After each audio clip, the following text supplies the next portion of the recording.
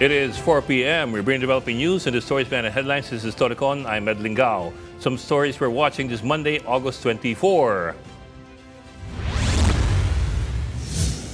More unusual names linked to confidential fund receipts from the Office of the Vice President, Sara Duterte, surfaced as hostile witness Gina Acosta returned to the witness stand. That's during day 17 of Duterte's impeachment trial. Among the names mentioned were Antonio Pagong, Timon Andrew Pusa, Dong Piang, Mai Pamana, and Suniso Belat. Acosta said she did not verify the identities of the recipients listed in the receipts provided by OVP Security Officer Colonel Raymond La Chica. She admits that there were no official receipts for medical expenses under the Vice President's confidential funds. She also denied knowledge of how Duterte spent her confidential funds when she was still mayor of Davao City. Former Department of Education Special Disbursing Officer Edward Fajarda has been excused from testifying in the impeachment trial of VP Sara Duterte. That's after suffering a stroke, according to a letter and medical certificate received by the Senate Impeachment Court. Fajarda, who was supposed to take the witness stand after Gina Acosta, was confined in the ICU for observation and is now in a regular room. Presiding Officer Cheese Escudero directed the Senate Medical and Dental Bureau to examine Fajarda and verify his condition and check if he can still testify. Motorists will face another oil price hike tomorrow. Gasoline prices will increase by 1 peso per liter, while diesel prices will go up by 2 pesos and 31 centavos. Kerosene prices will also rise by nearly 1 peso per liter. This week, we have some unfortunate news. As a result of heightened tensions between US and Iran, motorists will see increases in gasoline and diesel prices, driven by new developments.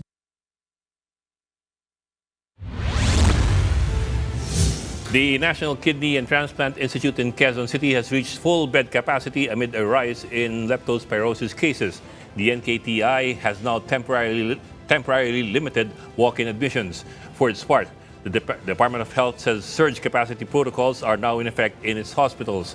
Hospitals facing capacity concerns may coordinate with the Health Emergency Management Bureau's Operations Center for Patient Navigation to the leptospirosis bed tracker system. Leptospirosis is a bacterial disease commonly spread through contact with water or soil contaminated by the urine or feces of infected animals, particularly rats. And Typhoon Saudel has entered the Philippine area of responsibility. It was assigned the domestic name Obet. Pagasa will begin issuing bulletins for Obet starting 5 p.m. later this evening. Meantime, the southwest monsoon or the Habagat and localized thunderstorms will continue to bring rain showers over parts of the country in the next several hours. And joining us in a bit will be my co-host, Regina Lay, and perhaps, we don't know yet, our resident political pundit, Mr. Raul Llamas. But we are, of course, joined by the Philippine Star Editor-in-Chief, Ms. Ami Pamintuan. Hi, Ed. Hi, everyone. Hi, Ami. Happy Monday. Happy Monday. Happy Monday. How's your Monday Nagising going? ka ba? How is your, Ikaw? how are your stories for the Monday? Eh di, binantayan ko buong umaga yung ano, no?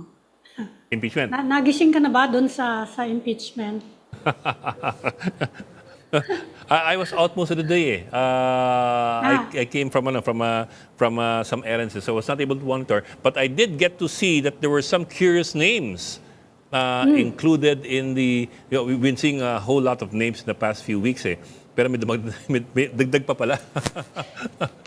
Merong Manila Zoo, no? Pagong. May pagong. Hindi zoo yun. May pusa ata eh. Si pusa. Merong belat. Oh, may belat. Merong ngit-ngit. Ngit-ngit. So the names are Ang getting. ibig sabihin daw nun sa Bisayan, dilim pala, ngit-ngit. Yeah. Ngit-ngit. That's also what I've been hearing.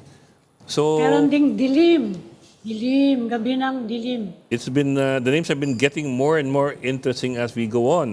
We have Dong Piang, merong may Pamana. Pamana, oo. Oo. So may minana siya. Tayo, wala ba tayong mamanahin? Saka si Antonio Pagong. Diba? Parang batibot yung Antonio dating eh. Pagong. Ah,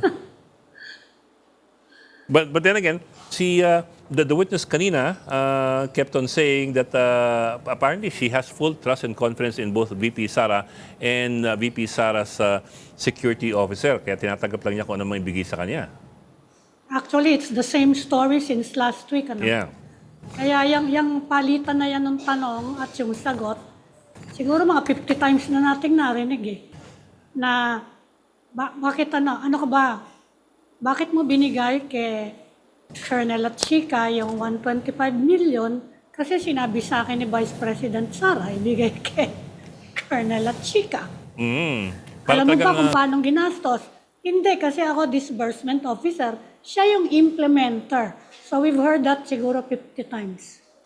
although if I do recall correctly, in the 2015 joint circular, it's the SDO who should be disbursing the money directly. And hindi siya pwedeng Eh, sinabi naman siya,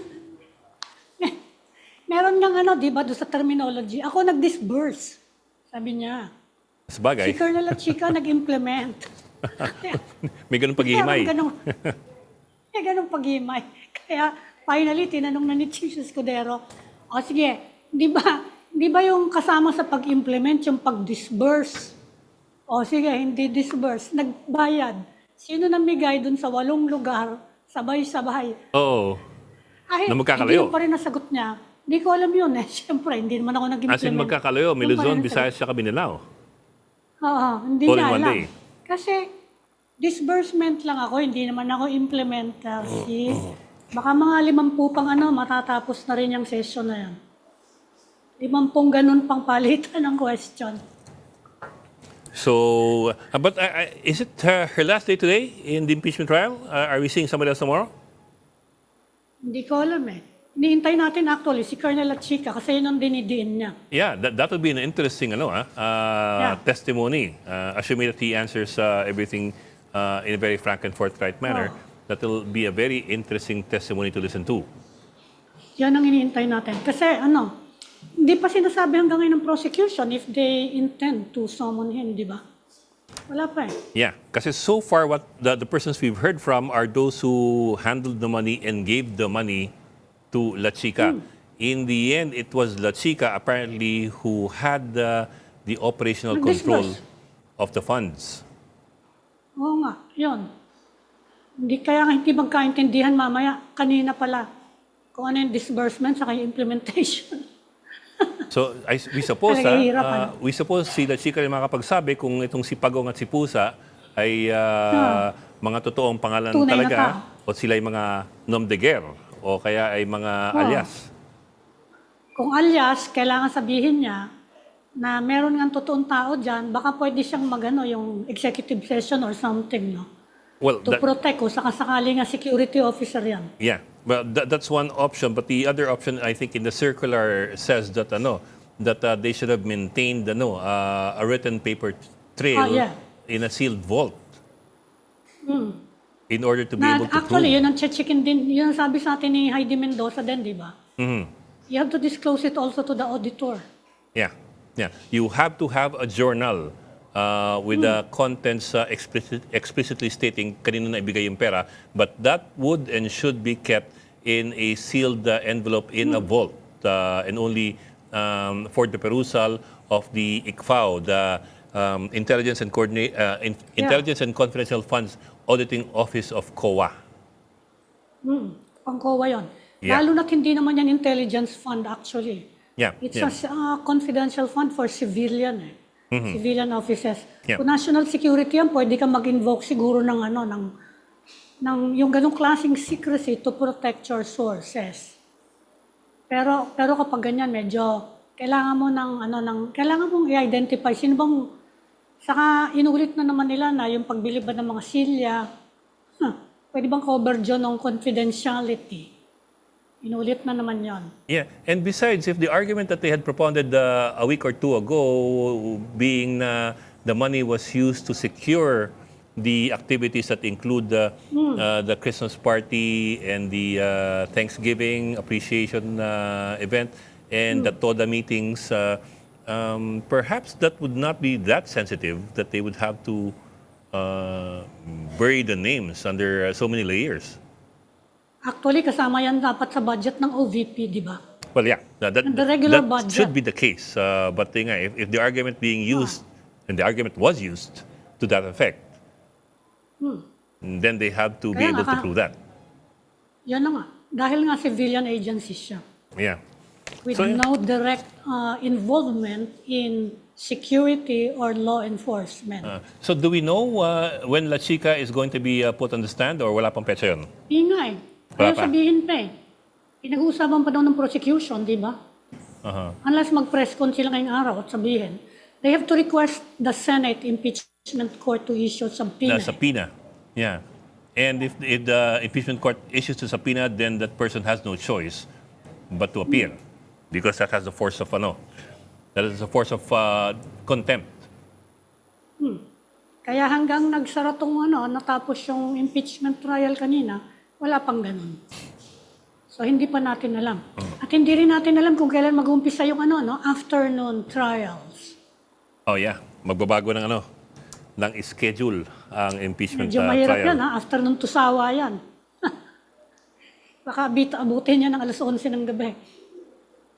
Ugi, Ami, what else do we have? What else are you seeing today for your banner for tomorrow and your front page for tomorrow?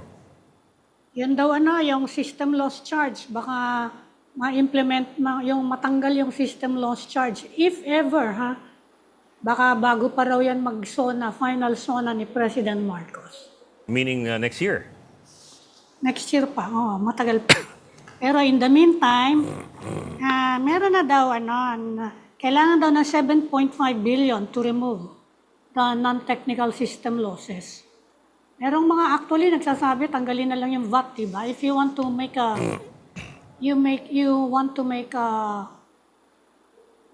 any cut sa natin sa electric bill natin na mararamdaman ng tao, tanggalin mo yung VAT.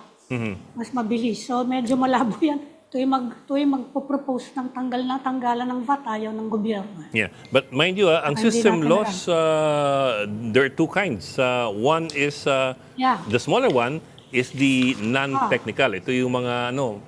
pilferage. Yan yung bibigyan ng 7.5 billion kailangan daw. Ito yung non-technical. Ito yung mga pilferage, yung mga leakage, ito Yan, yung mga yan, hindi yan, nababayar na bill. Yun yung yan yung mas controversial. We suppose the less controversial one is the technical system loss, and that is due to the losses in terms of electricity passing through the wire as part of that transmission. Tsaka dagdag pang in-extend ni Senator Lauren Legarda yung leave niya again up to September 2 this time. Oh, okay. Yan. Well, at least she files. Papadandahan yung no? Oo. At least she files Sa medical extensions. leave niya. Nakakapangilan na yan? Pang-apat na ba yan? I think the fourth. Third. Well, third or fourth. Third or fourth, The last leave was So, supposed to expire when? Late, I think sometime this week, no? Hindi ko na matandaan eh. Saka siyempre, inabangan natin yung bagyo, no? Tatlong bagyo yung lumalapit sa atin. Yeah, So, what bet we've pa been lang. hearing is that we might have rainy days ahead this week. Yes. Kasi kanina Super medyo maaraw pa typhoon, Ngayon, nag-umpisa ng dumilim dito. Ewan ko dyan sa inyo. Oo, kanina medyo makulimlim na. Umulan na dito ng malakas kanina. Hindi pa. around Dito hindi lunchtime. pa. Well, of course, I'm talking about Malakas na Mandaluyong and malakas. Makati. Hindi pa dito umuulan o bumabagsak ng malakas. Dito sa Parañaque, Las Piñas area, bumagsak na kanina, malakas na malakas. Pero, nawala naman kanina. Sandali, recent, nawala siya. We've only had a smattering Kaya of rain in some parts of Metro Manila, but we haven't seen anything torrential as of yet. So let's wait for the next few hours and see if that is going to change. 5 o'clock daw. Alas 5? Alas 5, hindi, alas 5 yung bulletin. Okay. Tungkol sa Obet. Super typhoon eh. Kala ko may oras eh. Hindi, super typhoon eh. In the meantime, nag-issue ang budget department ng 1 billion para daw ma-improve ang flood forecasting. Kay NOAA to, Project NOAA. Oh, Project Noah was being revived, ah? Yeah, Project NOAA. Well, it never really died in that sense. What we mean by that is it's being refunded by the national government. Kasi Yeah. for a while, UP had to adopt it. Nung panahon ni Duterte. When they defunded Project Noah, UP adopted Project Noah para hindi mamatay. And so now we're hearing that the national government is again reviving its funding, original funding, for the project. 1 billion pesos. Oh, that's good. 1 billion, ang laki And ang specific na gusto nila, objective, is to improve flood forecasting. I guess kasama na doon yung rainfall, yung rainfall forecasting. Di ko alam kung ano bagong technology sa flood forecasting. That's going to be a bit difficult kasi I don't know if they've already hit the peak of rainfall forecasting. And of course, rainfall forecasting is a determinant of floods. O kaya nga, hindi yung rainfall sa Doppler yun Yeah, but Nadagdagan na yung Doppler, pag-asa yun. but even then, di ba? It's always well, hindi ganun ka hindi ganun ka Hindi pa, kulang pa. impactful sa mga tao.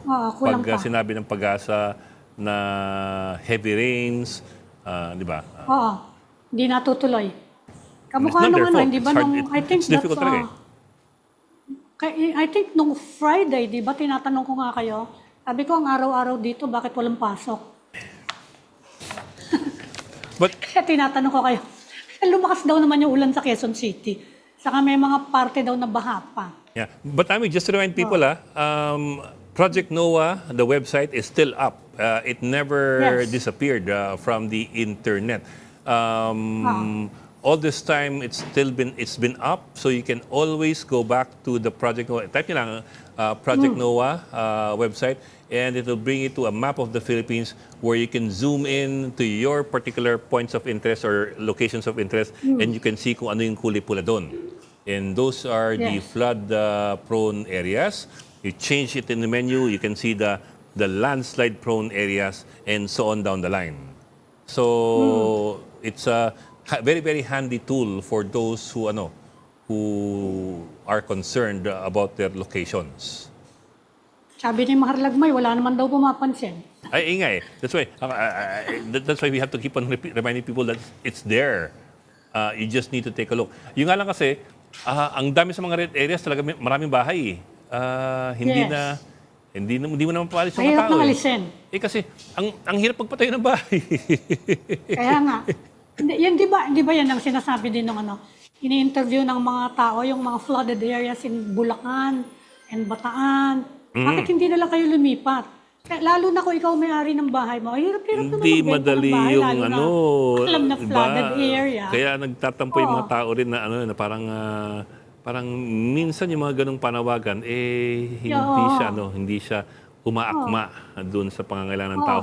Pero doon sila nagtatrabaho, Oo. doon sila nag-schooling. At higit sa lahat, Di ba? doon sila nakataya.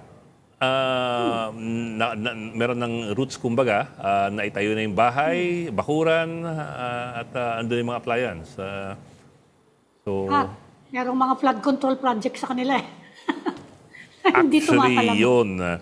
That's what the flood control projects are supposed to be for. Pero, teka, batiin muna natin yung mga nakikinig sa atin sa 105.9 True FM. Sila po ay nakikinig sa atin True ngayon. FM. True FM. Sana po, maganda-ganda ngayon ang Magandang panahon. hapon sa inyo. At sana'y kayo Kaya hindi naipit magandang ngayon sa hapon. traffic. At sana'y hindi kayo aabutin ng malakas na ulan kung dumating man yan mamaya ng hapon o mamayang gabi. Pero kumusta na traffic sa EDSA, Well, kanina was okay. na ba yung mga pothole? Ha? May pothole pa ba? Pothole. Yun na nakaka-traffic in the past few days. Yeah, but I Pothole. only traveled a short stretch of EDSA from Makati to Mandaluyong so I may not be the best the best person to ask about that Ang kailangan tanongin tungkol diyan ay si Tito Ronald Llamas dahil yun galing pa yun ng Baliches. Naipit na naman ba siya? Minsan alam mo si Donald kasi is our international man of mystery. Hindi mo malaman kung naipit siya sa traffic, naipit siya sa meeting o naipit siya sa pagmamahal. Meron daw ipa-fine ng MMDA, ito, yung Yung EDSA rehabilitation contractor. Oh. Nagkaroon daw ng traffic. Ewan ko kung inabutan ka na ito, anong linggo. Traffic kahapon. Hindi daw nag-dispatch ng traffic management personnel. Bakit ano nangyari? May Kung sa nabangga? ginagawang area. Oo, yung May nagre-rehab construction. ng EDSA. Yung contractor, hindi daw nag-traffic, kaya nagka-traffic, nagreklamo ang mga Okay, tao. okay. Well, sometimes they do their construction over the weekends or late at night, hoping na mas light yung traffic. But of course, that also needs coordination with traffic enforcers para Yeah. hindi tumukod-tukod yung traffic. Kasi pag nagsimulan Saka required yata, di ba, yung contractor na Yeah. tumulong sa pagta-traffic. Oo. Oo. Oh. Kasi kapag yung yung mga utilities ganon merong mga kaya medyo hindi sila Pero sanay sa Ami, pagta-traffic alam mo actually. minsan, yung idea nila ng tulong, kumakaway-kaway lang habang dumadaan ka. Hindi talaga tulong yun. At least may kumakaway. Hindi. Yan talaga wala. Minsan gusto mo sabihin, minsan gusto mo bababintana mo, sabihin sa kanila na, boss, pwede bang tumulong ka lang humukay Huwag ka na lang- kaysa kumuhay-kaway ka dyan para mapabilis. Ito na ba yung busway na nasira? Yeah, I Yung think that's it. So it's nagka- newly asphalted. Kasi magiging nationwide daw yung pothole rehab, Sabi ko, baka naman ilang araw lang, tunaw na naman yan at magpapalit na naman. Well, Kahit sila mag-shoulder ng gastos, yung mga contractor na yan, laking abale. Kita Yeah, mo yan, that's nawala true. na isang lane, Look at that. Look at that. Kung kung rush hour yan, paano na yan? on the other hand, it doesn't help that the drainage system was not particularly well thought of, kaya hindi nag-drain off yung water, nagpool, Oo nga kaya eh. nalusaw yung aspalto. I don't know how long typically yung aspalto tumatagal underwater, pero I suppose it doesn't help pag sunod-sunod ng ulan tapos hindi nawawala yung tubig dahil hindi nagde-drain. Lalo yun sa busway kasi yung busway, that's you have the MRT on one side and you have the concrete barriers on the other side, so may pooling talaga ng tubig. Alam mo, Ed, ako lumaki ko sa Maynila, nagtrabaho ko dyan until 2 years ago. Yung Rojas Boulevard, simula nung bata ako, bago ni-repair ng Nung bago. Dewey Boulevard pa ang tawag. Nung Dewey Boulevard pa siya, hindi ko yan natatanda na nagkakaganyan kahit anong baha abutin So there has to be some materials and technology para matibay yung ating mga aspaltong kalye. Kahit dito sa lugar namin, meron ditong mga lugar na matitino ang pagkakagawa. Kahit anong gawin mong baha, makinis pa rin siya, hindi siya nagkakapothole. On the other hand, meron ding mga section dito sa South na ganyan, ilang araw lang na ulan, tunaw na, palitan na naman, palit. Kuminsan nga, ni walang bako-bako, biglang huhukayin niya, napapalitan na naman. Sabi ko, bakit kaya ganito to, sinasayang yung kwarta ng taong bayan. Ano kaya amin kung patungan na lang ng garbage bag yung kalsada para hindi mabasa pag umuulan? Malay mo. Ay, tingnan mo, gaano kakapal yan, Ang ginawa nila, sabi nila, nung nirehabilitate na, naging Rojas Boulevard na, at nirehabilitate, simento muna, tapos lalagyan ng asphalt sa Layer ng ibabaw asphalt. para daw madaling palitan kung sakasakali. Bakit hindi nila kaya patibayin ang gusto yung yung asphalto? Saka ang pagkaalam ko, pwedeng rubberized. I'm not a civil engineer, pero kalimbawa sa Malaysia, ang pagkaalam ko, mga rubberized yung ron Meron siyang pasada? pampatibay for the asphalt to last a long time, Para mawi-withstand. Alam mo naman yung mga flood-prone na mga syudad. Para hindi ganyan paulit-ulit na abala mga tao at nasasayang yung kwarta natin. Kaya makinis na naman, ilang araw na naman. Pag nagkasabay-sabay na naman tong super typhoon at 2 pang bagyo. Malay mo may epekto yung oil price increase yan sa pag-aspalto. Hindi, kasi Kukunti yung sasakyan. Hindi. Kasi yung aspalto, Mababawasan yung sasakyan, yung diba? aspalto po, in part, I think is at least part of it is petroleum based. Tar. Diba? Tar. Petroleum tar, base, yung oh, pang-stick niya. bitumen. Tar I think yun. that's also what they call bitumen. Hindi siya vitamin C, bitumen. Corny. Hindi. it's it's called bitumen. Hindi nga Oh, vitamin alam C. ko. Yung mga nakikinig sa radyo, pasensya na po ha. Magulong kausap talaga itong si Ami Pamintuan eh. Mahirap talaga pag Lunes, puro ka cornyan. Bok, teka, we have some breaking news. Let me see now. The Sandigan Bayan 5th Division has allowed Jingo Estrada to undergo a knee x-ray procedure at a private hospital at his own expense. So, meron siyang medical, you might call it a medical leave of sorts. Furlough. Furlough, there you go. Medical furlough. Upon consideration of the foregoing submissions, accused Estrada's knee x-ray procedure at the Cardinal Santos Medical Center is allowed over the objection of the prosecution subject to the following conditions. Number one, Estrada is allowed to leave the new QC jail on Wednesday, August 26 at 11 a.m. to undergo knee x-ray at Cardinal Santos at 1 o'clock in the afternoon to be accompanied by appropriate security escorts for the procedure. Number two, of course, all bills, medical fees, transportation, incident expenses borne exclusively by accused. Aside from the escorts, Estrada shall be accompanied by immediate family, legal counsel, attending medical personnel only. Photography, video recording, and any social media postings regarding the procedure are strictly prohibited. So, bawal, baka mag-TikTok siya bawal yon. Upon completion, Estrada shall be returned immediately to the new QC jail not later than 3 o'clock in the afternoon of August 26. That's tomorrow. Okay. The jail superintendent is directed to submit to the court a compliance report not later than 3 days after the accused's return to detention. So ordered by the Sandigan Bayan. Oh, sandali lang naman pala. Yeah, Pwede saka na. lang. Yeah, but so far, x-ray pa lang. X-ray Wala lang pang naman determination kung kailangan niya mag-undergo ng actual procedure. This is only for, for a diagnosis, I suppose. Pero kung sakasakali, pareho sila ng tatay niya. Kasi remember, Yeah. former President Estrada nagpa-knee problem din siya replacement eh. yata, kneecap. Mhm. Kneecap replacement surgery. So, It runs hindi in ko the alam kung family. hereditary yan, Mm. Oo. Kaya medyo matagal yun kapag nagpa-kneecap surgery. Although Although it hindi mo doesn't naman say kailangan exactly ng what it ICU or is. whatever. It doesn't say exactly what is the problem. It's just knee x-ray. So we are not clear as to whether it is a kneecap procedure or anything of that sort. It's just a knee x-ray as far as the Sandigan Bayan's announcement goes.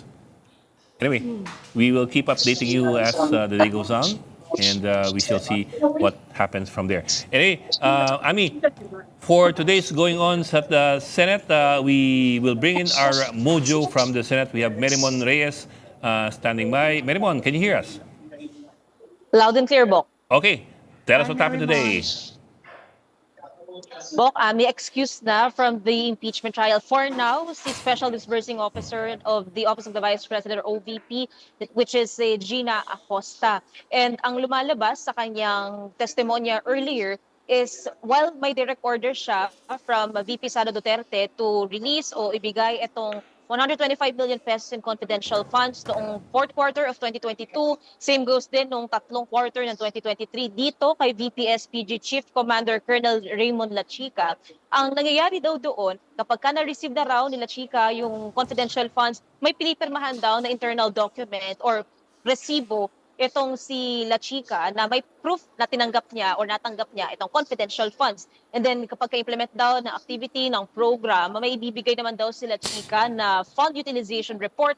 And ang gagawin muna dito ni Acosta, itatali niya raw kung tugma raw ba yung pera doon sa naging objects of expenditures, yung purchase of reward, of information. At kapag okay naman na raw, na-liquidate niya na raw ito, ipapasa niya na raw sa COA, ang nangyayari, binabawi daw nila Chika itong pinirmahan na dokumento. And ang sinasabi naman dito, na-liquidate naman na raw ni Acosta, kaya okay naman na raw. Plus, pinagkakatiwalaan daw ni VP Sara itong si La Chica, kaya sinusunod niya na rin daw itong utos. Ito yung pinoint kanina naman ni Senator Judge Raffy Tulfo na hindi raw bang parang may blind loyalty itong si Acosta na nakapikit daw yung mata kung ano raw utos sa taas, yun na lang daw yung gagawin niya. Pero yung bagay na yan, hindi sinagot ni Acosta kasi either nalilito siya sa tinatanong sa kanya, sa sinasabi sa kanya, if both ng prosecution counsel maging ng senator judges. Bok, Ami.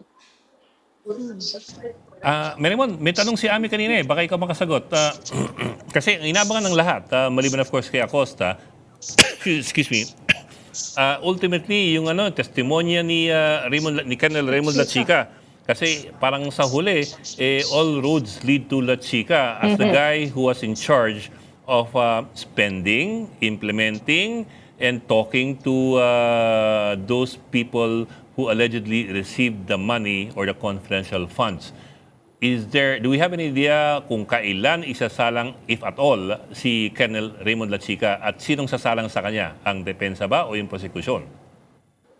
Bok, ang sinasabi pa dyan ng prosecution, ang lumalabas sa testimonya pa ni Acosta, yung sa physical and financial plan na binubuo nila bago nga makapag-cash advance o makuha nila itong confidential funds, may inputs pa raw from Colonel Lachica. Ang nasabi kanina dyan ni Private Prosecutor Attorney Lorna Capunan, they are considering na ipapatawag itong si Lachica pero wala pang binibigay na definite date kung when, kung sa mga susunod na linggo na ba or anytime soon. Pero ang malinaw, instead na bukas, inaasahan natin si Edward Fajarda, SDO naman ng DepEd, may pinadala na medical certificate at sulat itong kanyang panig na siya raw ay nasa ospital ngayon, confined, kaya hindi siya makakapunta for the time being. Pero ang utos dito ni Presiding Officer Chis Escudero sa medical team ng Senado, i-examine daw, i-validate daw kung totoo ito at kung kailan magiging fit na mag-participate sa trial itong si Fajarda or unfit if ever. Kaya bukas ang mangyayari, ito munang si Assistant Chief of Staff ng OVP na si Lemuel Ortonio ang ipapatawag. Plus, meron na rin silang, may request na rin ng prosecution na subpoenas para naman sa AFP officials na sila Lieutenant Colonel Manaros Boransing II, pati si Lieutenant Colonel Magtanggol Panopio and Major General Adonis Badjao for August 26, 2026. Pero yun yung titingnan pa natin kung kakayanin. Kasi kung bukas, ang sabi dito ng Attorney Tonggol, ito naman yung sinasabing 3-day notice since part naman ng listahan itong AFP officials, yung mga pangalan. Ang naging question kasi kanina ng defense is parang kukulangin sila ng oras sa pagpe-prepare kasi usually 5-day notice dapat yan. Pero dahil named naman ito during the pre-trial conference, magpo-proceed naman daw na ipapatawag itong AFP officials. Pero depende pa rin talaga yan sa oras at kung kakayanin for the time being. Ami. Pero Marymon, ang maliwanag, walang resibo, no? Kahit saan, dun sa pag-utilization ng confidential funds. Wala, Ami, wala. And even ang sinabi rin dito ni Acosta, sa dinami-dami raw ng lugar ng implementation itong confidential activities or operations, kaya natatagalan din daw talaga sila sa pagkukolekta ng acknowledgement receipts. Ito yung naging sagot ni Acosta nung tinatanong siya tungkol dyan ni Senator Judge and Senate President Sherwin Gatchalian. Pero ang sinabi ni Acosta, binigyan niya raw ng template na nasa USB itong si Lachica nung acknowledgement receipts. Pero hanggang doon lang yun, hindi na raw alam kung ano pa yung sunod. Pero kanina, sa pinresent naman na acknowledgement receipts na kung ano man yung naibigay lang dito kay Acosta, naglabasan na naman yung ibang mga pangalan naman na that include si Shoniso P. Belat, pero iba yung manner ng pagbabasa dyan ng ilang mga senador. Shane Ngit-Ngit, may lumabas din na Don Piang, may Pamana, Antonio Pagong, and Timon Andrew Pusa. Okay, parang batibot yung yung Alam na ba natin, Marymon, kung kailan mag-umpisa yung afternoon trials? Kasi kapag ganyan, marathon na yan eh. Tama, Ami. Ang sabi kanina dyan ni Presiding Officer Escudero, hindi pa raw kasi na-finalize yung verdict dyan. While sinabi naman ni SP Sherwin, meron na raw consensus regarding that. If ever man by Wednesday, baka kailangan na raw nilang pagdesisyonan kasi may 1 week notice dapat pagdating sa change of schedule and para makapag-adjust accordingly yung parties involved dito. Kaya kung by Wednesday, magkakaroon na sila ng decision talaga na mauusog na ng hapon hanggang magsawa yung senator judges, magiging implemented na to or effective ito by September first week. of September. Pero ang ninote din dito ni SP Gatchalian, while he is open to changing the schedule, possible daw talagang ma-burn out yung senator judges. Pero importante din naman daw ngayon talaga yung ma-expedite itong proceedings kasi kasabay nito, nandito na yung committee hearings, nandito na rin yung budget season. Mermon, I'm a little curious lang. I don't know if I'm reading you right, pero I get the impression from what you said a while ago na they're still considering pa lang on to call, if at all, si Kenel La Chica. So parang hindi sila sigurado. And they seem to be more focused on summoning other people kasi may ibang pangalan nang nababanggit for the next few days from the military or from the police. So, I was thinking, but I don't know if I'm thinking it right, na crucial or critical doon sa kwento ang magiging testimonya dapat nitong si Raymond La Chica, considering na siya yung may hawak talaga ng pera. Tama, Bok. Pero wala pa kasi sinasabi talaga na definite itong prosecution kung hindi na ba or ipapatawag. Kasi sa huling pagsilip natin sa pretrial conference, pero we'll double check it, mukha kasing magiging reserve witness itong si La Chica, if my memory serves me correct, pagdating doon sa hindi siya pinangalan doon sa pretrial conference brief. Pero again, babalikan natin yun. Pero sinabi kanina ni Atty. Kapunan, they're still considering. Pero hindi pa nila, wala pang binabanggit na sarado na ang pinto dito kay La Chica. Kasi nga, even kanina, sina Senator Ping Lacson, JB Ejercito, Senator Tito Soto, pare-parehong hindi satisfied sa pagsagot ni Acosta. Ang There nasabi you pa kanina go. ni Senator Oo nga Ping. If you're not satisfied with Naubos the na raw Acosta's yung- answer, then you should be pressing on somebody else's buttons.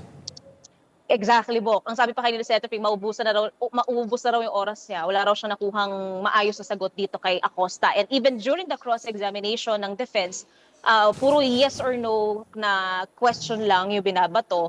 Pero ganun din daw kasi usually pagdating sa cross-exam. Pero yung questions kanina, ang tinatanong dito kay Acosta, o nung panahon mo ba, nung SDO ka sa Davao City, may notice of disallowance ba? Wala po. Meron bang notice of suspension? Wala po. Aware ka na may joint circular? Opo. Pero alam mong, kumbaga abiding yung lahat ng ginawa mo? Opo. So yan yung kine-question kanina ni Attorney Ligutan from the prosecution. But then again, yun yung naging cross-exam, nagkaroon ng mabilisang redirect and then questions na from the senator judges. Pasingkat lang, Ami. Pahabol ka, baka malimutan ko eh. Anong ibig sabihin ng reserve witness? Kasi when you say reserve witness, para sang gulong na reserba lang eh. Yung parang baka gamitin, baka hindi. Pero di ba, parang we all get the impression na napaka-importante dapat ni Kenel La Chica doon sa aktual na nangyari doon sa pera. Tama, Bok. Hindi, kumbaga, ito yung mga witnesses na maaari nila ipasok anytime soon. Pero meron pa rin ditong notice na kailangang sundan na yun, between 3 to 5 days para Yeah. masiguro pa rin na alam ng partido. Kaya yan yung babalikan natin. Pero ang malinaw kanina, considering pa rin sila dito kay La Chica and doon sa pina-request na subpoenas, wala pa. Hindi pa lumalabas yung pangalan ni La Chica. Ami, ikaw? Marymon, pakunti yata ng pakunti yung mga minority dyan, ano?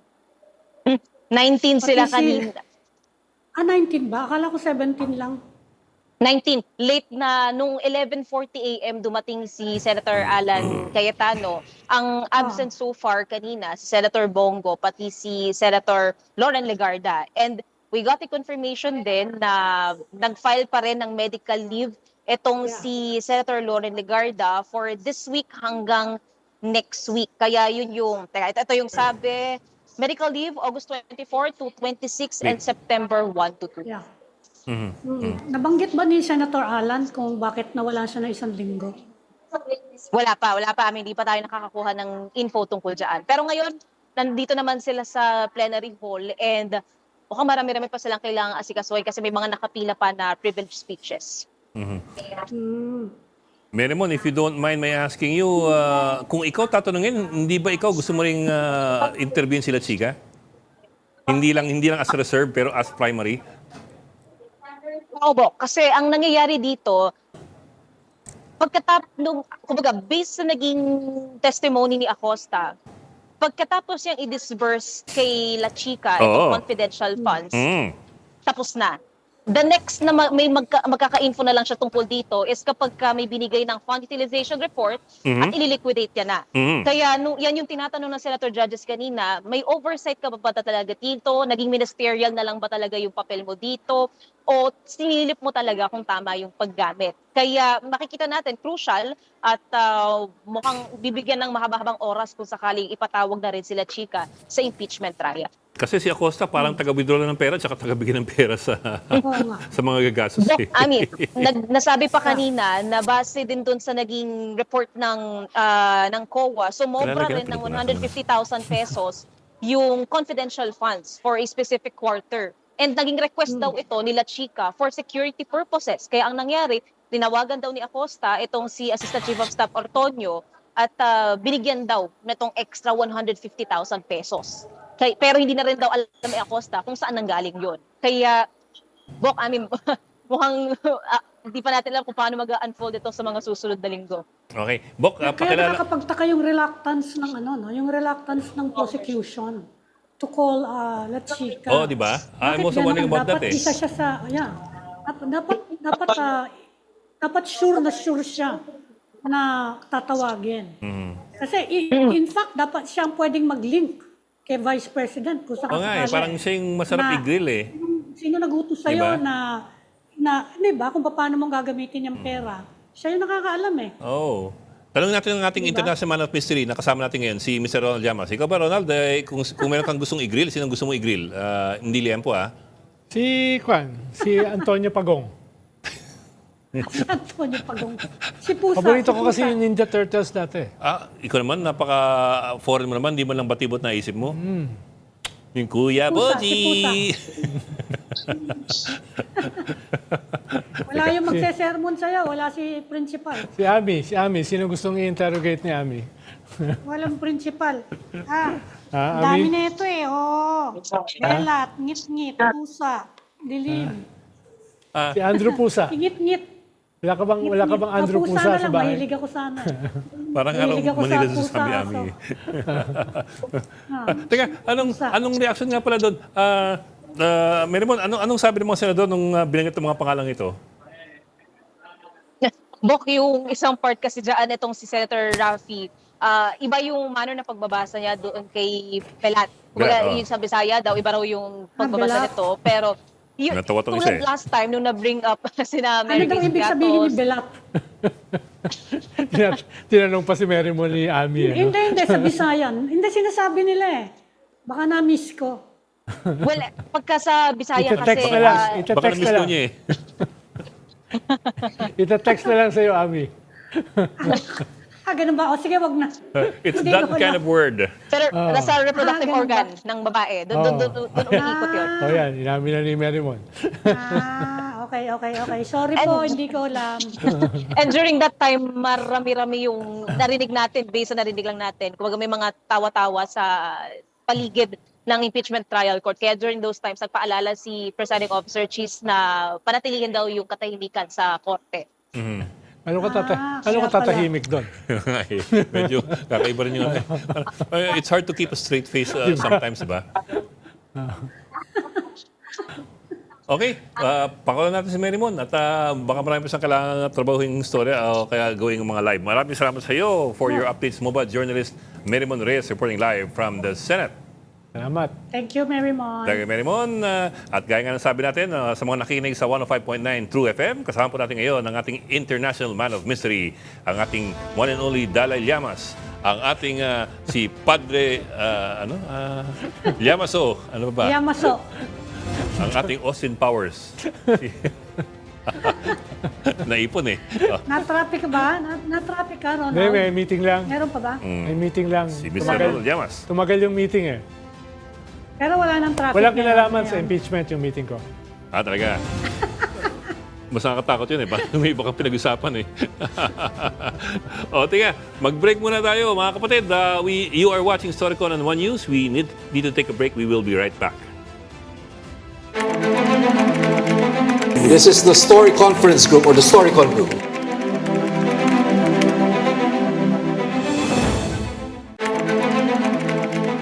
This is the Story Conference Group or the Storycon Group.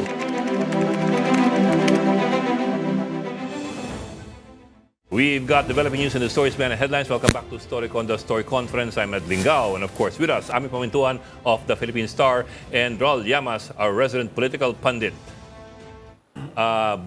Before we bring in our first guest for this Monday, batiin muna natin ang nasa 105.9 News FM, yung mga nakikinig sa radyo at na-stuck sa traffic kasama ni Tito Raul Llamas kanina. Mas okay yan. We are better heard than seen. Oo. Ba't nandamay ka pa? Okay, so let's bring in our guest for today, the spokesman and the legal counsel of former Speaker Martin Romualdez, Attorney Ade Fajardo. Welcome to Storycon, Attorney Fajardo, and thank you for joining us. Good afternoon, attorney. Hi, Good afternoon Attorney. po. Good afternoon po sa inyong lahat. Oy, si Attorney nasa SM. Kasama niyo ba si Hypermarket. Kwan dyan? Si Congresswoman Luistro? Tumigil lang po tayo sa traffic nga. Hindi tayo umabot sa steady na lugar. Okay, good luck po sa inyo, Attorney. Akala ko, katulad yun na si Congressman Luistro eh. Hindi naman po. Attorney, of Idol course. natin yan. Oo. Attorney, of course, you have heard na si Orly Gutesa has recanted or has withdrawn his earlier Huh? statement. Nag-recant na? And as if I recall correctly, ang sabi po ninyo, at sabi ng panig ninyo, this undermines the case against your client, si Speaker Martin Romualdez. On the other hand, you still, the Ombudsman says they still have 28 or 27 witnesses 28. ready to testify against your client. What do you say to that po? Well, we have not seen the testimonies or the affidavits of those 28 or so people mentioned by the Ombudsman. In fact, first time po namin narinig yon the same day that we announced the filing of a supplemental counter affidavit, which among others would point out na nagbaligtara na nga itong mga ilan sa mga Marines na lumabas sa Club Filipino at si Orly Gutesa mismo. At we also submitted 25 additional affidavits from new witnesses who are from the same camp, the same group as these Marines, who are or who used to be in the employ of former Congressman Zaldico. Di ba required, attorney, na ibigyan kayo ng affidavit ng 28 alleged witnesses labang kay Speaker Martin Romualdez? Tama po yan. The rules require na kailangan mabigyan kami ng kopya kasi nga kung yan ay kasama sa preliminary investigation, ay dapat may pagkakataon po kami to respond appropriately, pag-aralan at point out kung ano ang mga defects nito mga statements na ito. At what point na dapat kayo bigyan yan? No? At one point itong prosesong ito? Ayun nga po, normally, pagka nagsisimula ng reklamo, dapat doon na po sa mismong reklamo, sa complaint affidavit, In this case kasi, ang Office of the Ombudsman, within itself, meron silang tinatawag na special panel of investigators, that initiated this complaint. They had an original complaint and then they had a supplemental complaint affidavit, Ideally, in the interest of due process, dapat na doon na ito lahat at para hindi naman kami bigla at para may pagkakataon na sagutin si former Speaker Martin Romualdez ang mga sinasaad nito mga testigo na ito or mga ebidensya na ito. Pero as it turned out, despite the fact na halos isang taon na yung investigasyon, ngayon pa lang lumalabas itong so-called additional witnesses na hindi pa namin nakikita kung totoo man na mayroong mga ganito. Pero Attorney, there are insinuations that Speaker Romualdez may have pressured or influenced the retraction or withdrawal of Orly Gutesa. What do you say to that po? Ay, wala po kaming kinalalaman po dyan. The camp of Martin Romualdez is denying that vehemently. We were as surprised as everybody else na nagkaroon ng ganyang recantation. Pleasantly surprised kasi nga si Gutesa mismo ang nagbanggit doon sa kanyang recanting affidavit na siya ay ginawang parang pangtulay sa nawawalang ebidensya. Ang tawag nga doon daw ng mga nagsabi sa kanya na mag-perjure ng kanyang affidavit ay siya ang missing link between Zaldico and Martin Romualdez. So, ibig sabihin po, sentro sa kaso ng Special Panel of Investigators itong so-called original affidavit ni Orly Gutesa na as of now po is ay wala na po kasi binawi na. Yung mga Pero natitira... Attorney, you've never met Orly Gutesa. Yung kampo niyo po, wala pong any contact at all with him? Wala po. Ako personally, I've never met the man. He himself has said hindi naman niya nakilala si Congressman Romualdez. Wala akong alam sa grupo namin na nakipag-usap sa kanya. So hindi po totoo na yan ay pakana ng kampo ni Speaker Romualdez. Attorney, I'll bring in na rin si Regina Lay, our co-host, who is here right now with us in the studio. Reg, good afternoon. Good afternoon. Sorry I was late. I was coming from an event, but of course, Ronald has something to say about that. Of course, before you uttered your apology, you were already forgiven. No, you were judged first and then now forgiven. That's different. Wow, very forgiving. I Some love it. people are more generous than others. Unlike others. But good afternoon, Attorney Fajardo. Good afternoon, ma'am. Attorney, yung mga natitirang testigo, meron bang documentary, forensic, digital evidence na nakaabot sa inyo?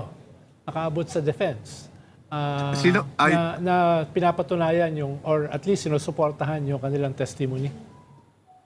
Ito po yung 28 na binabanggit ng tanggapan ng Ombudsman. O hindi lang, yung paano doon sa walong nabanggit ni Ombudsman, 4 lang naman yung nag-recant, di ba? So may 4 pang natira. So yung mga natitira na yan ay meron bang kayong meron bang pinaabot sa inyo na iba pang ebidensya maliban sa kanilang testimony? Halimbawa, documentary, digital, etc. na evidence? Wala Forensic? po no? Oo. Inalungkat namin yung napakakapal na complaint affidavit tsaka yung supplemental complaint affidavit. Matagal na namin yung sinasabi na puros po kwento Puros po salaysay. Wala pong tinatawag natin object or documentary evidence to support their narration, no? Na simulat sa poll, napakaraming taong sinabing nakatanggap daw ng mali-maletang salapi mula kay Congressman Saldico, no? People from the Executive Department, people from the Senate, and people from the House. Wala po So, yun nga ang sabi namin, paano patutunayan itong transaction supposedly respecting the flood control project na kay Congressman Romualdez, as far as he is concerned, wala pong pinapoint out yung special panel of investigators na particular flood control project o kailan itong project na to, magkano ang naging budget dito, sino ang contractor, kasi wala pong ganun na alegasyon laban kay former Speaker Martin Romualdez. Pero attorney, even if Gutesa retracted his earlier statement, in his retraction, he also indicated, I don't know if anybody's noticed this, he also indicated that he has been to Martin Romualdez's address. Kasi, I'll give you a quote. I never had any direct contact with Speaker Romualdez, nor did I even see him at that address, which implies that he has been, if not once, possibly so many times, to that address. Hindi ko po sigurado kung yun ang necessary implication ng sinabi niya po, Pero we can say for sure na hindi talaga nakilala ni Congressman Martin Romualdez itong si Orly Gutesa, and he has never met the guy. Attorney, of course, kayo yung beneficiary nitong pag-recant ni Gutesa. Pero di ba pwede siyang kasuhan dito sa flip-flopping niya? Yes, pasok po yan sa elemento po ng perjury at ang mga nagkumbinsi sa kanya or shall we say those who persuaded or intimidated him into signing his original affidavit which he read in the Senate is subornation of perjury po or principles by induction ang kanilang maaaring nakamit na krimen po. Reg, or Hahabulin niyo po ba yon, attorney? Hahabulin niyo ba yon? Pati yung mga former bodyguards ni Saldico na nagsasabi rin na dinalhan daw nga ng mali-maletang pera si Speaker. Are you pursuing perjury cases?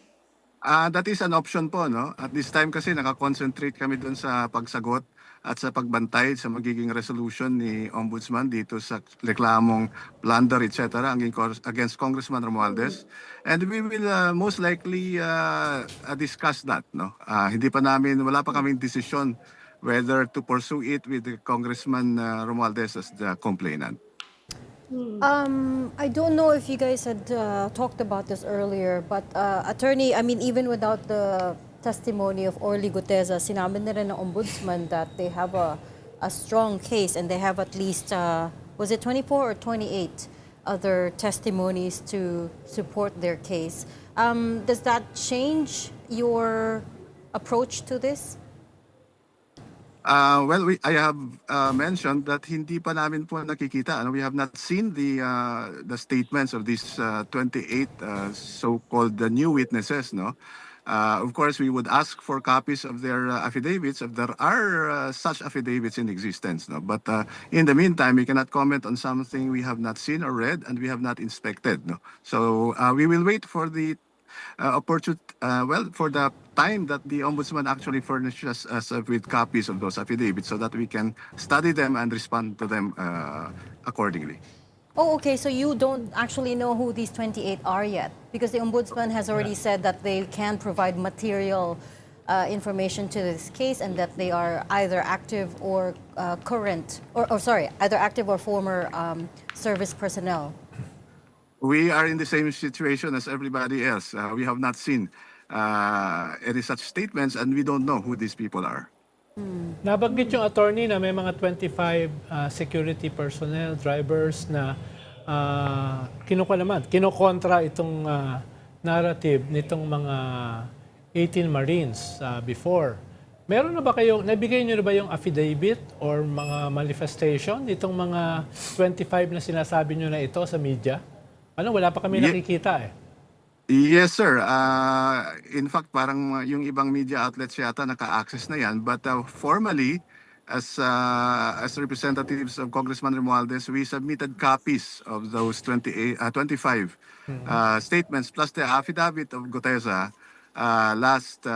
before the holiday. I think that was last Thursday. Could you give us an update on the whole departure order against the former speaker? I understand you are contesting it, correct? That's right, ma'am. The PHDO, no, that's the preliminary hold departure order because that was issued by the Sandigan Bayan before it could actually receive an actual case or an actual criminal information against Congressman Romualdez. So it is now, yes, Di ba may Yes, freeze ma'am. account, may freeze order din ang AMLAC kay Speaker Martin? yes, they filed it with the Court of Yeah. Appeals. Anong status nun? We have sought the assistance na po of the Supreme Court on that. Pero gaano katagal yun, attorney? Just to remind everyone, gaano katagal yung asset freeze? Hindi siya pwedeng indefinite eh. Oo nga, mga 6 months lang yun eh. So they have to file something actually within the period before But it mag-expire. can be extended, ano? It can be extended mga 3 times ba? Yeah, I think initially it's only 30 days, if I'm Yeah, not well, mistaken. they have to file an actual case po so that ma-initiate yung okay. sinatawag nilang parang forfeiture proceedings. So to be clear, at this point, the whole departure order stays, the PHDO, preliminary whole departure order stays, until such time it's overturned or it expires, correct? Yes, ma'am. Actually, we are waiting for certain rulings so that we can question them also. When Ano will pong these ruling rulings yun? come out? Any idea? Well, I am not the one handling the HDO, no, but I understand there are pending motions for reconsideration with that on that case. And your main argument is that there's been no case yet filed before that PHDO was issued. Yes, because the normal course of events would be that you file a case first, a criminal information before the courts first, before you can actually tell the court that the accused is a flight risk because of the gravity of the offense being levied against him. Sir, kabilang ako kasi some people get the impression na nagpaparinigan yung magpinsan. I'm referring, of course, to Speaker Romualdez and President Marcos. Of course, in Lungsona, as you know, the President said, without naming names, na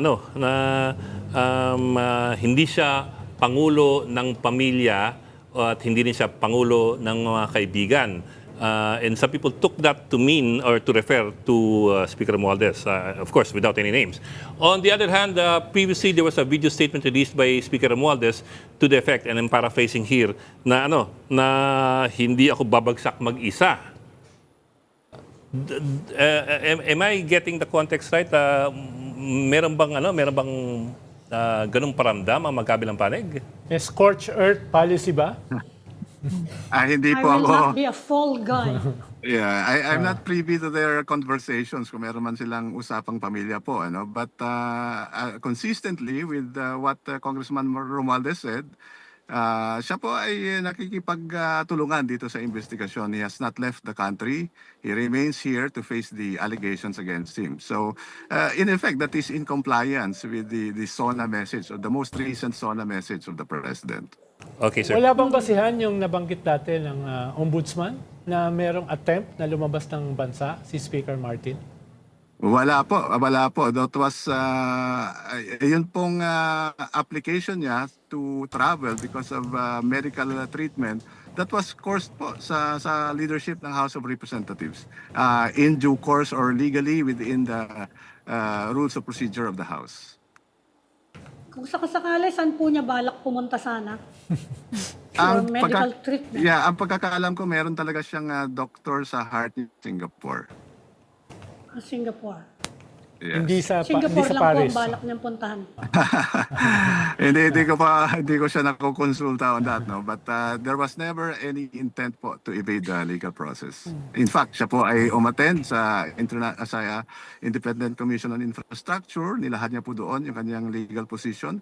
Kinuwento niya lahat, yung buong proseso ng budget hanggang sa ito ay naging batas na General Appropriations Act. Yes, sir. Sir, I understand that the defense of your client is built around the idea that there is no direct evidence directly linking the former speaker to the flood control scandal. On the other hand, you have the ombudsman insisting that the former speaker and Zaldico benefited to the amount of 56 billion pesos from flood control projects. How do you respond to that specific allegation na 56 billion?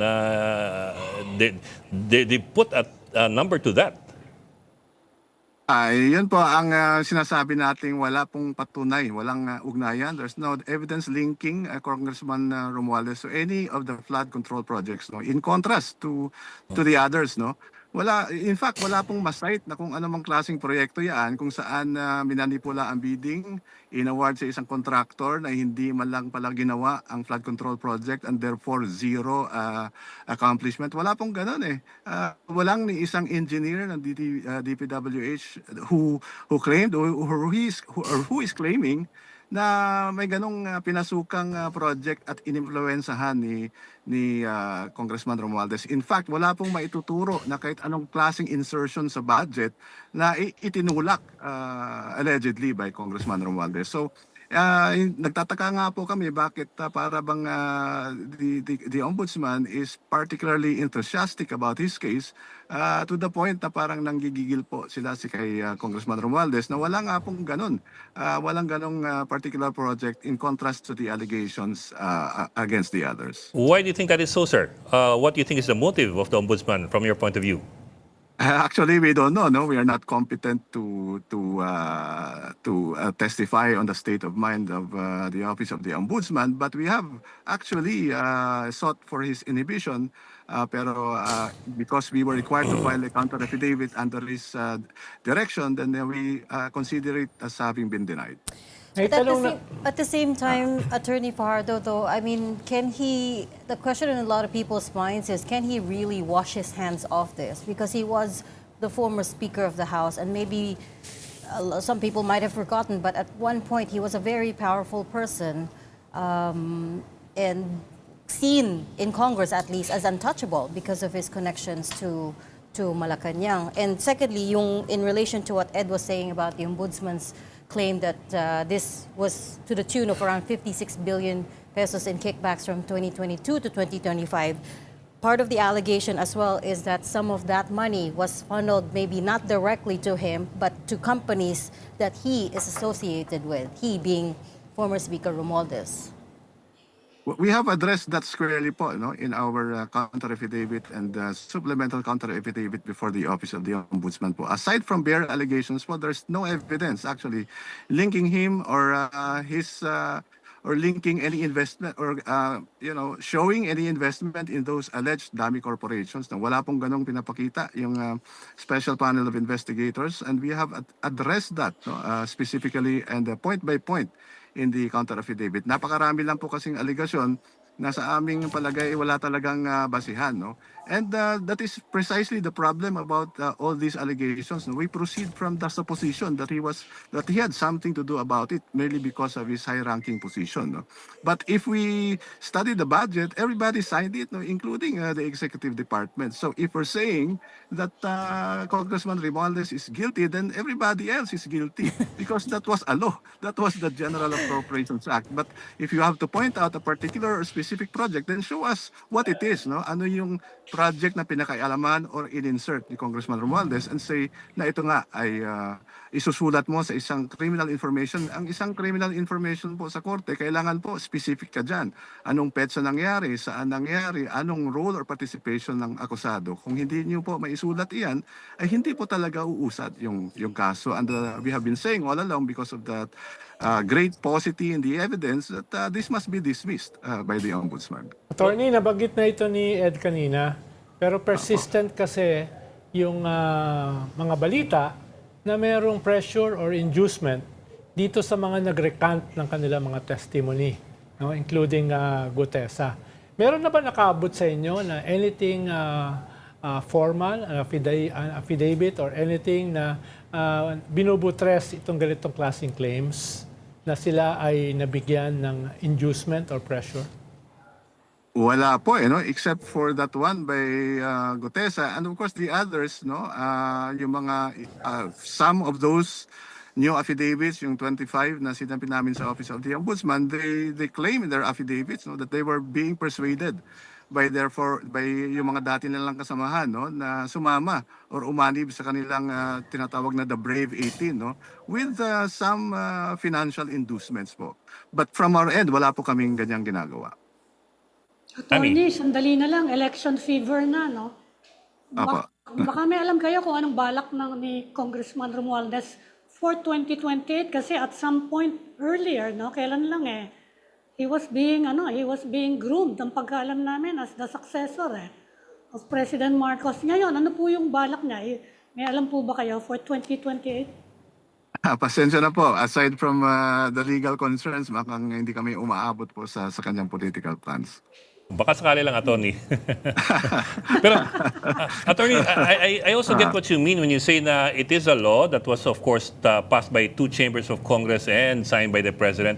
That's right. That's a given. But on the other hand, do you concede that the Speaker, of course, has an outsized amount of influence in the budget process, especially considering that, number one, of course, he's the Speaker. Number two, he's the cousin of the President.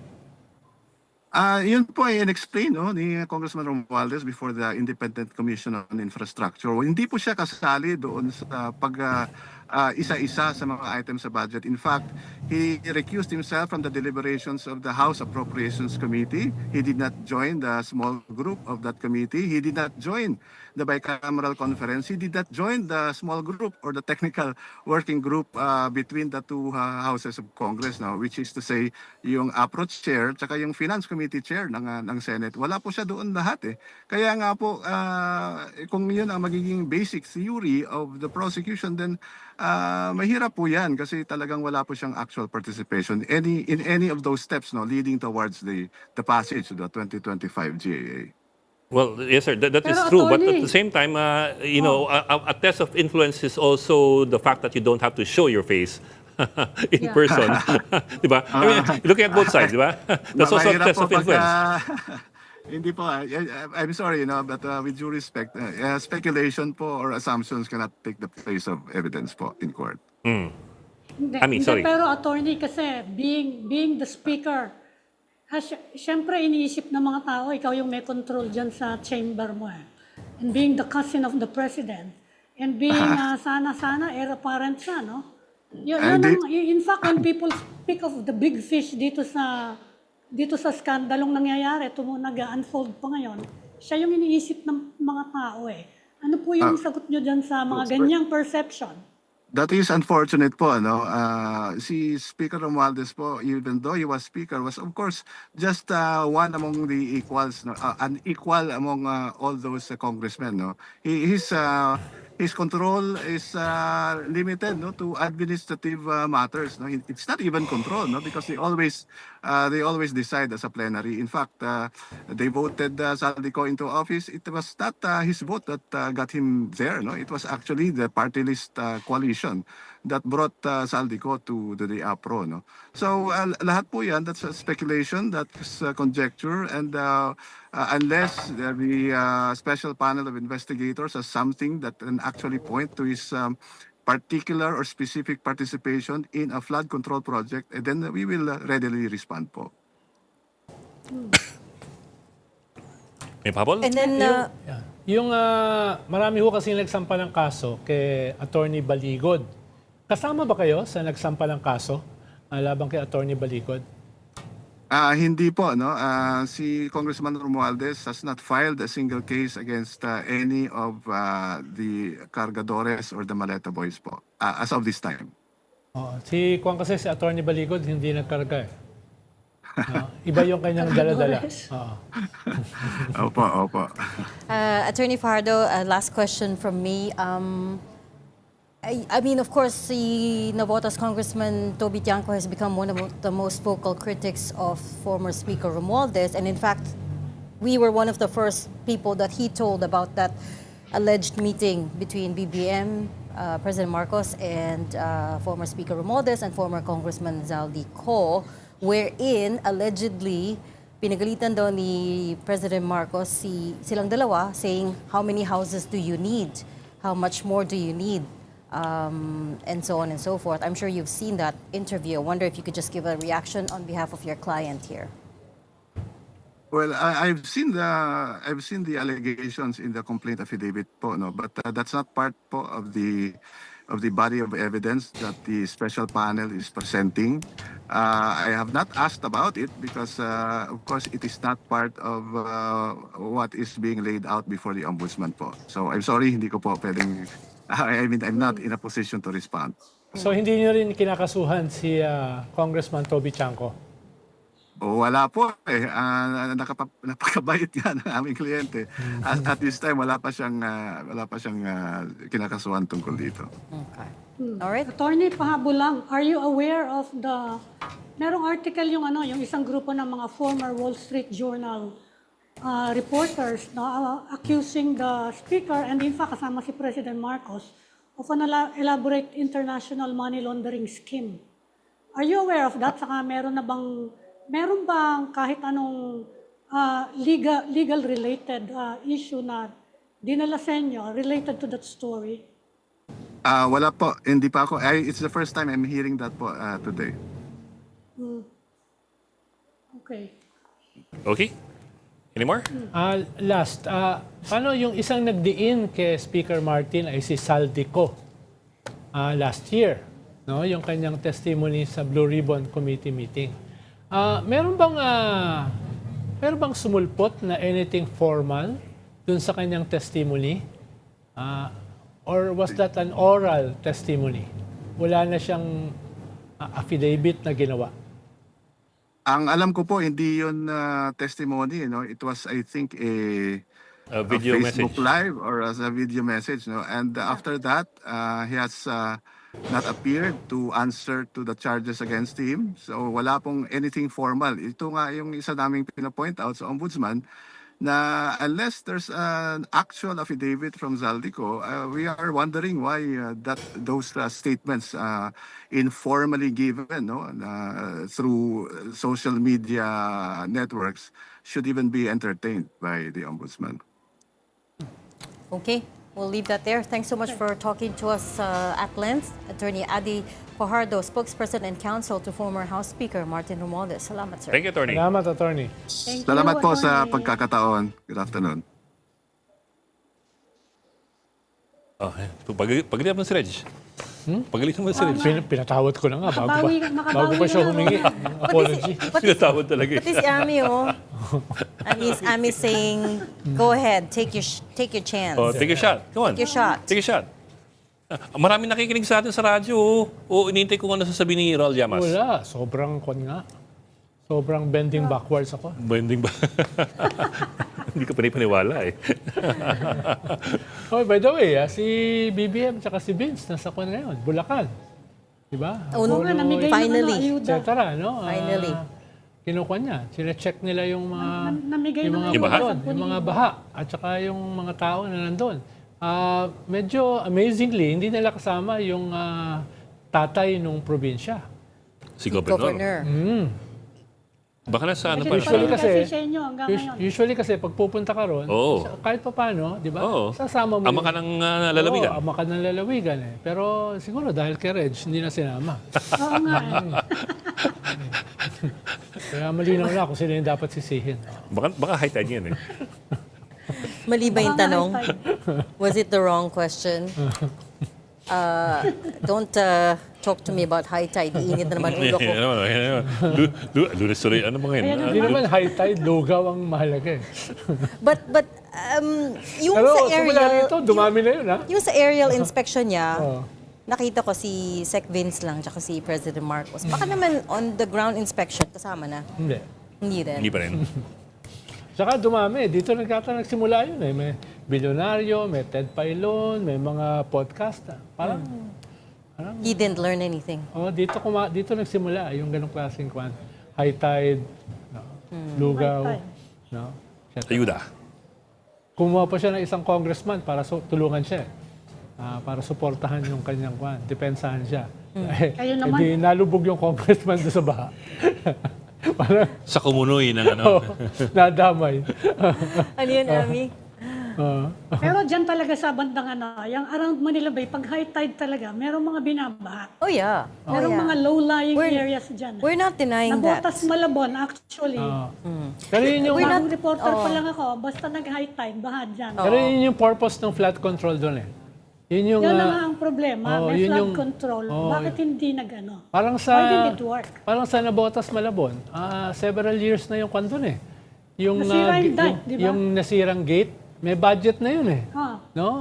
Billion yung budget sira. na eh, pero hanggang ngayon hindi pa naaayos. So, Hindi pa nare-repair. hindi problema yung high tide eh. Ang problema yung mitigation ng high tide. Dahil since time immemorial, may high tide na eh. Parang Oo nga, kwan yan panahon pa ni Rizal. Oo, hindi. Panahon pa nung nagkaroon ng buwan. The passing No, of the it's season. okay. To be fair, it has worsened because of climate change, because of Yeah. extreme weather patterns. In fact, yung event that I was just at, we were talking about climate security. Yun yung topic today, kaya ako na late. May dahilan pa siya. So it has gotten worse. Oh, yeah, may excuse na. May justification po. Wala naman. Is that in writing? Ganun Hindi talaga. naman ako humihingi ng paliwanag, di Ganun ba? talaga pag principal, you i-insert mo yung Oh, yeah. justification. Excuse na, oo. May Oh, di ba? black and white Doon ka na magpaliwanag sa explanation. presinto, wag But dito. it has gotten worse. Pero the point is, 1.9 trillion pesos in flood control spending over the last, how many years? Only 5 years, 4 years? And we have nothing to show for 15 it. years kayo Things naman. are getting worse. 15 Okay, years. kahit 15 years pa yun, we have nothing to show for it. Hindi nag-i-improve. And the only improvement that I've heard so far from local officials is allegedly, ngayon, it only takes 3 hours bago humupa yung baha. I mean, I don't know that that's acceptable still. Hindi, tsaka yung paliwanag nila na, uy, wala kaming alam dyan. Wala kaming alam sa DPWH. Wala kaming alam sa national projects. Wala kaming alam sa flood control Hindi projects. wala kaming alam. It's may more of record- hindi amin yan. May record So wala yung- kaming kinalaman Hindi, dyan. sinabi Hindi daw niya sila specifically kinukonsulta. wala siyang alam. Doon sa interview niya kay Ted Filon. Kaya nga, kinanto siya eh. Ito, pinatawag kayo. Paano mo hindi malalaman? Hindi, sinabi din niya sa atin na hindi siya pumipirma. Or, I mean, I asked about the work permit, right? Even DPWH has to apply for a permit in order to build big structures, di ba? Hindi yun pwedeng sabi niya, walang alam yung probinsya. No, sa akin, it's not so much wala sang alam. It's more of shouldn't you be involved directly, proactively? Hindi yung you're waiting for somebody to inform you Oo nga, about pwede it. naman nilang punta-puntahan yun. Probinsya mo eh. Pwede mo naman inspeksyonin yun eh. Kanya nga nakakagulat. Sinabi niya wala siyang alam. No? Kaya nga tumaas din yung presyon ni Ted Filon eh. Sinabi, lalo na may hawak palang dokumento si Ted. Ano, yung mga meetings na with the provincial government ng DPWH. So, kaya Ang hindi pwedeng hirap ng ganyan, ano? mahirap maghugas ng kamay Dami-dami eh. na eh, leptospirosis. Kaya nga, mahirap maghugas ng kamay. Aminin mo na oy, may problema nga, ganito yan, ito yung kakulangan. Kesa yung very defensive ka, di ba? Very defensive ka. Tapos bigla mong tinigil dahil di-distribute ka ng lugaw. Nabalik na tayo sa lugaw. By the way, yung lugaw, galing sa barangay daw yun. Sabi ng reporter natin. I'm not even sure galing sa kanya yung Oo nga, lugaw. hindi sa local. Galing sa provincial government. Yan. Sa barangay yun. Hinabol talaga lugaw eh. Mag-iingat kayo ha, lepto ha. Puno No, daw it's- mga ospital ngayon dahil Oh, sa lepto. Exactly. Tsaka, the worst is not Because of the over. floods ha. Oh, we Hindi, don't, tsaka yung we don't know that- leptospirosis, cause yan ng kleptospirosis. Oo nga eh. Sabihin ko Ay, eh. corny, sinabi na nga ba eh. Dito joke, di ba? Irresistible. Oo, tsaka may... Irresistible. Although hindi na umulan ngayon, there's LPAs coming. Uulan May this parat- Thursday, may Friday. Tropical depression. So Ang hindi daming pa bagyo. tapos itong problema na to. And like I said, every year we have this conversation. Ang daming bagyong parating, ha? Sabi ng pag-asa. Tatlo, sabay-sabay. The worst is not over yet, unfortunately. Ito nga, Hintay natin yung 5 o'clock bulletin ng pag-asa on the typhoon. wala nang ulan, pero baha pa eh. Di ba? Ah, Sa ayaw Bulacan, bumaba ng yung baha. sa Baha pa. Kalumpit, sa Kalumpit. Kalumpit, Hagonoy. Sa Kalumpit, diba? baha pa rin. Until now, ilang Hermosa, weeks na yun. Bataan. Pinapag-goodbye na tayo. State of Kukulitin nyo. calamity. Ayoko. Sino ba yung nagpapag-goodbye? Ay, ano? Siya may hawak ng ano. Okay. Si Jan ba yan? I'm gonna draw a line. Thanks for joining StoryCon today. Ami Pamintuan, Editor-in-Chief of the Philippine Star, Ronald Llamas, a resident political pundit who beat me to the chair today. But join us again tomorrow, 4 p.m. for StoryCon. I'm Regina Lay. I'm Ed Lingao, kapatid. We are One News, your side all the time. This is the Story Conference Group or the StoryCon Group.